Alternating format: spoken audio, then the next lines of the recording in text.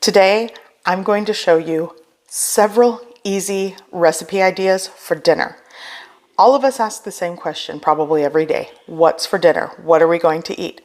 I've got you covered. If you're looking for a ground beef recipe idea, chicken in the crock pot, pasta, one-pot recipes, it's all in this video. I'm going to give you several ideas that are delicious, tasty dinners that anyone can make. They come together easy. Here we go. Today I'm making a one pan, one skillet dinner. I'm going to show you how to make an easy, beefy, cheesy rice enchilada casserole. To start, I preheated my skillet. I'm going to add a little cooking oil, and I'm going to toast or start to toast 1 cup of long grain rice. And you want to do this over a low heat setting. It's going to take some time.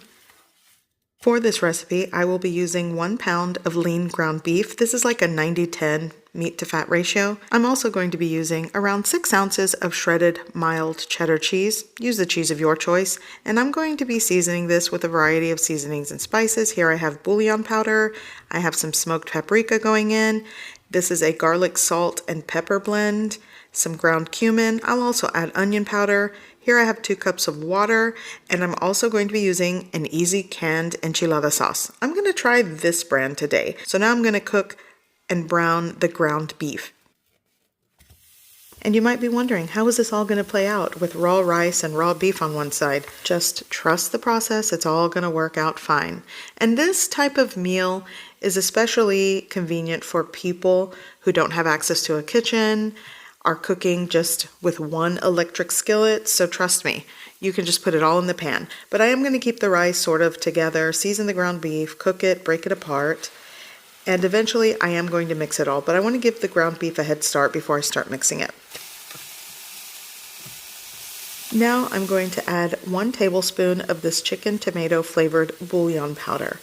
Essentially, I'm adding a lot of the flavors that I would add into a Mexican style red rice and enchiladas. It's all in one pan. I'm going for more ground cumin because I like it. Give this a good mix. And as you can see, there's good browning on the ground beef. It's cooked through. The rice is toasty, so we're almost there. Now I'm going to add the 2 cups of water.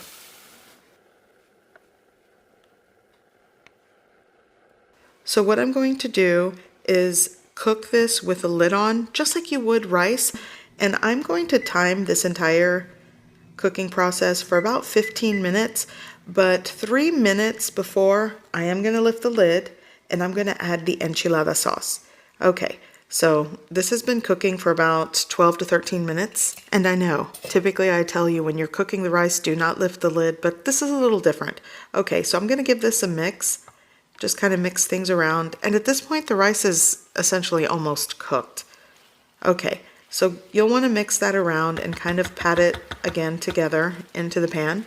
And now pour over as evenly as possible the enchilada sauce. This is a 10-ounce can.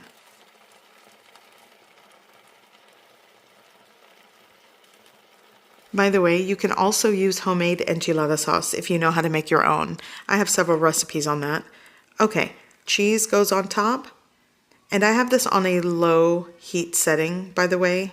I lowered this because you don't want things to burn. I'm also adding some chopped scallions right on top of the cheese. So I'm going to cover with a lid and let this continue gently simmering for about 3 extra minutes. So everything is melty and bubbly and cheesy and cooked through. So you can serve right now. And definitely garnish how you like. Maybe some Mexican sour cream and pickled jalapenos. It'll be good. I'm going to show you how to make tortellini soup. This soup comes together so quick, it's great for a weeknight dinner. Okay, so here's another soup recipe to keep you warm. I am working with 20 ounces of tortellini. This is a 3-cheese tortellini. Use what you got. I have some Parmesan cheese. I'm going to be using 5 ounces of baby spinach, a 15-ounce jar of marinara sauce, 1 pound of lean ground beef. I'm also going to be using like a cup of heavy cream. I have 1 small onion, some garlic, beef broth, and some dry seasonings and herbs. So in a preheated pot, I'm going to add around 2 tablespoons of cooking oil. I added that because I'm working with very lean ground beef. Here I have my onion diced and I'm going to saute well. I'm going to just saute until it becomes translucent, aromatic, and kind of softened. Now I'm going to add my ground beef. I'm going to add that right on top of the sauteed onions. And by the way, I'm working with like a medium to medium high heat. And I'm going to break that down, break it apart. And now I'm going to add some salt, maybe like a half teaspoon to start, cracked black pepper. I'm also going to add some crushed red pepper flakes, maybe like a half teaspoon. Here I'm working with 2 teaspoons of dried Italian seasoning blend. Next I'm going to go with some garlic powder. I'm also adding some onion powder, maybe like a half teaspoon to a full teaspoon. It's up to you. And my fresh minced garlic. Now I'm just going to combine well, break down the ground beef, and saute. Here I'm working with a 15-ounce jar of marinara sauce. Use the store-bought brand you prefer. And 2 cups of water into the jar. Give it a shake. And I'm going to add that. In all, in this recipe, I'm working with 6 cups of liquid, whether you want to do beef broth, all beef broth, or mix it with water. So combine this, and now I'm going to add my beef broth, and that's like 4 cups going in. By the way, this is a low sodium beef broth, so I will have to adjust the salt later. And I suggest you do the same. Salt and seasoning is to your preference and taste. Okay, so I am going to give it a taste. And I suggest you do the same. And I'm going to add a pinch more of salt and some cracked black pepper. By the way, you could also sub the ground beef with maybe Italian sausage. That works. So combine everything, give it a mix, and you'll want to bring your pot of liquid up to a rapid simmer or a boil, like a gentle boil. And now I'm going to add all of my tortellini. The package instruction says it takes about 5 to 6 minutes to cook. And if you're working with frozen tortellini, by the way, it will take a longer time to bring up to a boil because it'll drop the temp of the pot. So I'm working with thawed, fresh tortellini. So this is boiling. I'm going to let it cook for 3 minutes. And now I'm going to add all of my baby spinach. And I'm just gonna, I should have just dumped it right into the pot, but I'll work with like big handfuls, and then I'm just gonna put that in the pot, give it a mix, and then just keep adding. And if you don't have baby spinach, you could, or fresh baby spinach, you could use frozen. Just make sure you thaw and drain it. Or if you have fresh kale, chop that up. That also works. And if you don't have either, then, leave it out. Just add some fresh parsley when you garnish. It really is versatile. So after 5 minutes, cutting off the heat, and now I'm going to serve a bowl. Now, there's 2 ways you can serve this. You noticed I didn't add my heavy cream. You can just garnish with heavy cream and let people add as much as they want, because the soup is good just like this. But to make it creamy, like I said, I'm just going to drizzle a couple of tablespoons into a bowl, maybe 1 or 2. It just depends on the person. I'm carefully doing this, by the way. And now garnish with some Parmesan cheese. This is grated, and some chopped fresh parsley. I like to also shake in some crushed red pepper flakes. And this is ready to serve. Give it a mix, and it's so good. Okay, so this smells and looks amazing, but here's the other way you can do this. Just take your heavy cream, a cup of heavy cream, and add it right into the pot. Give it a good mix. And it's done. And garnish each bowl. Serve it with crusty French bread on the side. It's so good and hearty. Okay, pizza ravioli bake. That's what I'm making today for lunch. My son requested this. I'm working with 24-ounce bag of frozen cheese ravioli. You could use the beefy kind if you want. This is just what I had in my freezer. I'm going to go with 8 ounces of mozzarella cheese. Here I have some pepperoni, store-bought marinara sauce. Easy, and it's going to be good. Here I'm working with an 8 by 12 baking dish. I'm going to add my ravioli. I'm going to sprinkle on just a handful of cheese. Go in with some pepperoni. You can kind of like cut this in half. Ground beef, if you have some cooked ground beef, that also works. pour over the entire jar of marinara sauce. A little bit of water. Give it a good shake.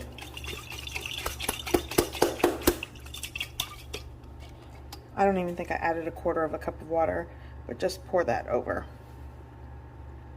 Now the rest of the cheese, all on top.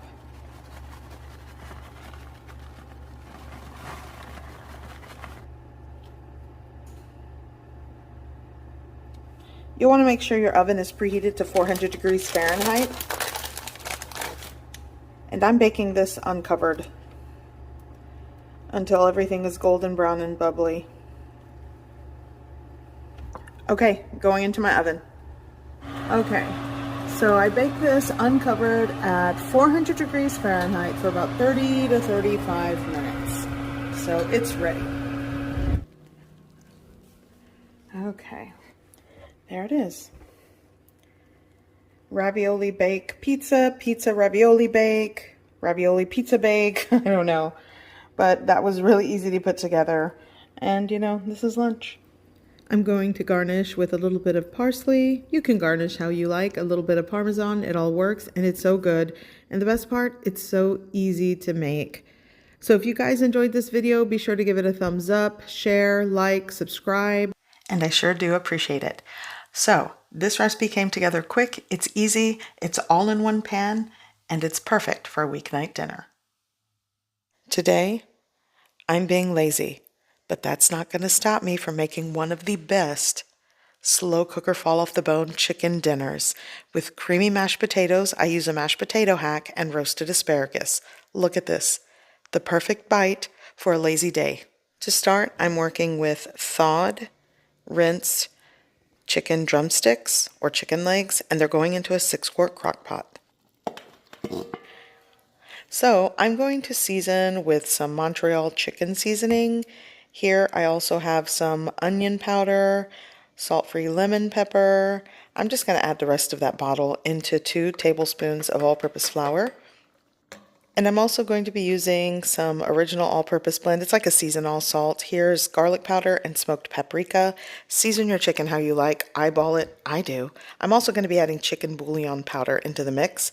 So I'm just going to combine all of these, and this is what I'm seasoning the chicken with. So here, I'm just going to shake on part of it.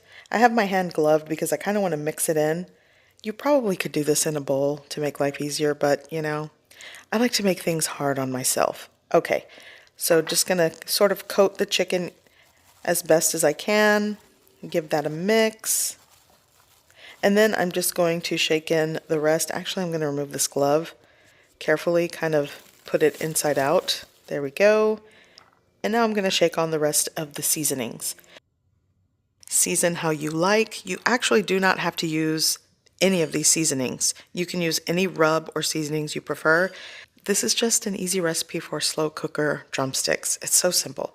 Cover with the lid, and I'm going to set this on high and let it cook until the meat is cooked through and tender. It's going to take minimum like 3 hours. Cook time always varies. So I'm going to make these boursin mashed potatoes. It's really just this boursin cheese with mashed potatoes. So I'm going to peel these.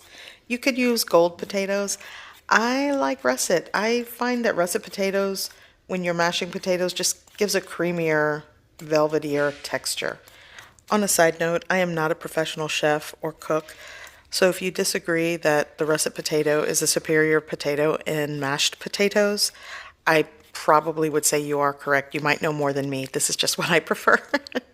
And it's usually budget friendly at my local grocery store. Okay, so I'm going to rinse these potatoes really well.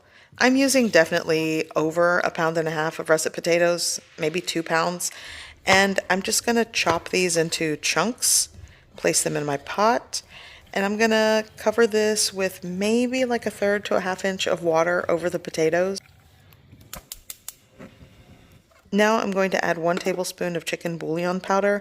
You could add maybe like a teaspoon or so of salt if you don't want to add that. I like this. Right into the water, and then cover with a lid, bring to a boil, let it simmer until fork tender. Now I am going to make roasted asparagus. Here's another little chefy tip. Just break one, and wherever it breaks, that's where you want to cut. And I don't remember where I saw that. I'm pretty sure I saw it when I was younger on a cooking show. I used to love watching cooking shows on PBS. Okay, so I'm going to clean all of the asparagus. And by separating it from the rubber bands and doing this, you know, you get to weed out things that you don't want to eat, like this. And I'm just going to continue rinsing, making sure there's no debris. I'll probably rinse it once or twice. But yeah, you definitely want to do this. Actually, this asparagus is really thin. I noticed that in my local grocery store, but you know, it is what it is. So I'm going in with some avocado oil, and I'm going to season with McCormick's lemon pepper. That's it. So really simple. Like I always say, season things how you like.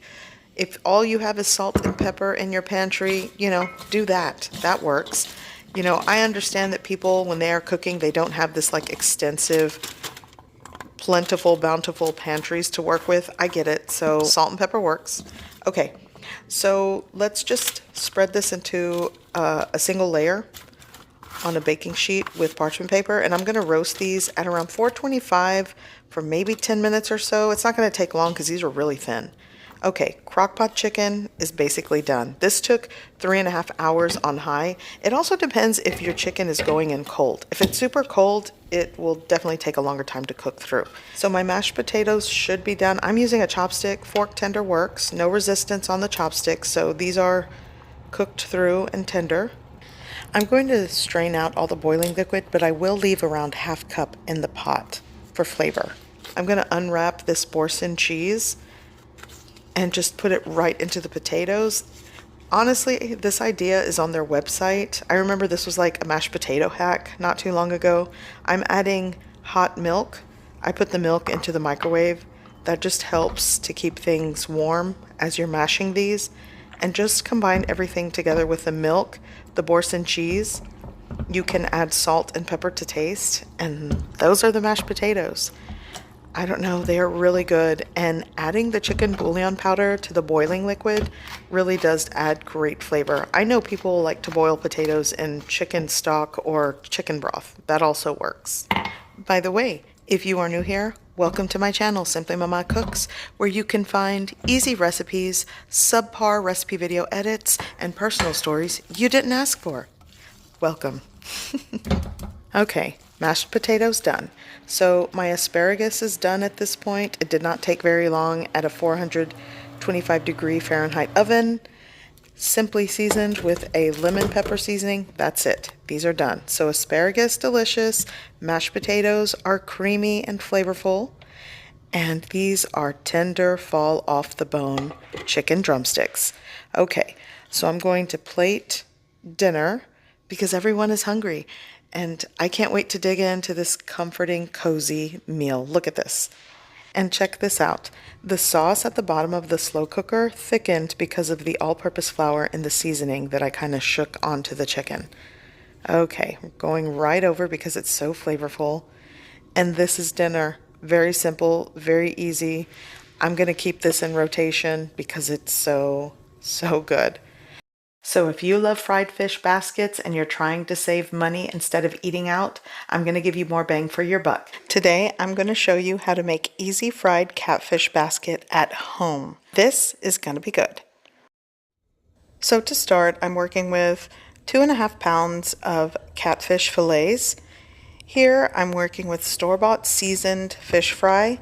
I like that brand. 2 large eggs. I'm going to be seasoning things with onion powder, salt-free lemon pepper, and an all-purpose blend. It's like a seasoned salt blend. I'm also going to be adding a 1/4 cup of flour with the egg. I'm also going to be working with frozen hush puppies and french fries. It's going to be easy. So I'm going to preheat my oven to 400 degrees Fahrenheit because I'm baking the fries and the hush puppies. But first, I am going to season and prep the catfish. Now, if you've seen my video that I did before for fried catfish, I used the mustard as a binder or a dredge.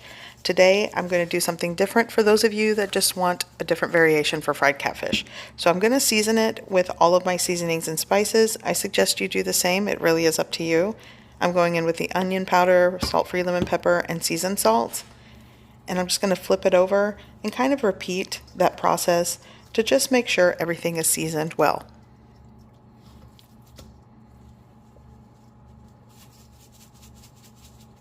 Here I'm working with 2 large eggs, and I'm just going to crack that right into this measuring cup. You could use a bowl. And instead of using mustard, I'm using egg and flour. And honestly, the flour egg mixture is optional because even on the seasoned fry mix, you can just rinse in cold water and dredge it. So here I'm adding a 1/4 cup of all-purpose flour, and this is going to be sort of like a wet batter egg coating. So while I'm combining and mixing everything, I want to address my Facebook hack issues. At this point, I'm not getting that page back. The name has been changed several times. Facebook, Meta, whoever, they don't help. And I actually didn't even want to be on Facebook anymore because of that. But what has emerged are fake Simply Mama Cooks pages that people are following and interacting with, and they're being run by scammers and hackers, and it's not me. So the only solution that I can think of is to create another page that is actually me. As much as I really don't want to be on another social media platform, I think this is the solution that will at least save some people by interacting with fake pages or hackers or being scammed themselves. So I have created a new Facebook Simply Mama Cooks page. It has my name. Long story short, I am going to link it in the description of this video, in the About section here, and probably on my website. So that is the only page that I run on Facebook. Hopefully that helps. I don't know what else to do, but thank you for listening.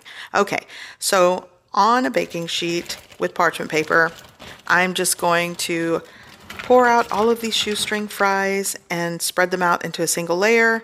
I'm going to pop those in the oven and bake them until crispy. And here I have another baking sheet, and this is where the hush puppies are going. Again, like I said in the beginning of this video, this is just a quick way to get a fish fry basket instead of spending money and going out. It's just an alternative to that if, you want to get your fish fry fix and kind of save some money. It does take effort though. So I'm just going to pop this right into the oven, and I'm baking these until they are crispy. The hush puppies might be done before the fries. I don't know. So here is my fish fry mix. And remember I told you, you don't need to do a dredge. On this store-bought seasoned fish fry, you just rinse your fish in cold water and then dredge it in this pre-seasoned mix. And this blue box, I remember as a kid, they would come in bags. They probably still do sell it in a bag. I just found it in a box at my local grocery store. This is what we used growing up when we had like large fish fries. Okay, dredged seasoned catfish going into the seasoned cornmeal fish fry mix, and I'm just going to get both sides. And a good way to dredge this is to use the dry hand, wet hand method, and I am clearly not doing that. So just do what I say and not as I do. But you'll want to dredge and coat the catfish well.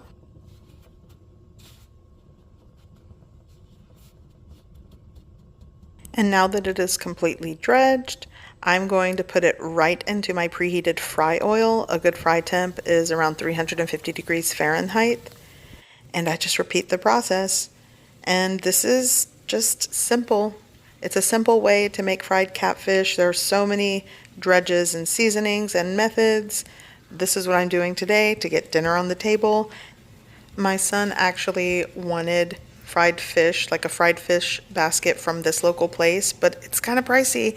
And lucky for him, I actually had frozen catfish in the freezer, so that's what we are eating today. Okay, so the next one, going right into the fry oil. I probably can fit 3 of these large catfish fillets right into the pan. And I'm going to cook these for several minutes on each side. I might give it a 3rd flip until the crust is golden brown and crispy and the fish is cooked through. By the way, I am not working with extra cold catfish. When you are working with cold or semi-frozen protein or meat or whatever it is that you're trying to fry, that's going to change the cook time and it will give you an uneven cook. So thawing and setting whatever it is you're going to fry on the counter for about 10 to 15 minutes to take the chill off makes the world of difference. So check this out. Delicious, crispy fried seasoned catfish, easy. This is pretty much my go-to method if I just want to do something quick. And 2 small bites for me. So my hush puppies are done. They are also golden and crispy as the fries are. So I'm going to put this plate, or AKA fish fry basket, together. And it does come together quite easily and budget friendly when you have a lot of the ingredients already. I understand if you have none of these ingredients and you have to buy them to recreate them, then yeah, it might not be budget friendly. But for me in my house, it is, because I have most of these ingredients in my pantry. So I'm going to get a piece of this crispy fried catfish right on the plate. And dinner is served. This came together very conveniently and easy. It wasn't a long process. I'm going to get a couple of these hush puppies. And I also had some iceberg lettuce and tomato. I just sliced it, put it on the plate. And this is my homemade fish fry basket with lemon and the sauces. It's so good. I actually like ketchup and hot sauce on my fried catfish, honestly. But this is it. And it's so good. And like I said, it came together with things I had in my fridge already. A little side salad, store-bought tartar sauce, some ketchup, and crispy fried catfish. So, so good. So I want to just mention again, I will put a link for you all for my Facebook people. Unfortunately, fortunately, I'm back. I know it sounds underwhelming, but I really want everyone to be safe, and it is kind of frustrating people stealing my content. Like, they might actually post this video there, so hopefully I do it first. So be sure to check the description below for the link to that, or I'm probably going to post it on my website. And check out this fish. So good. I will see you all in the next video.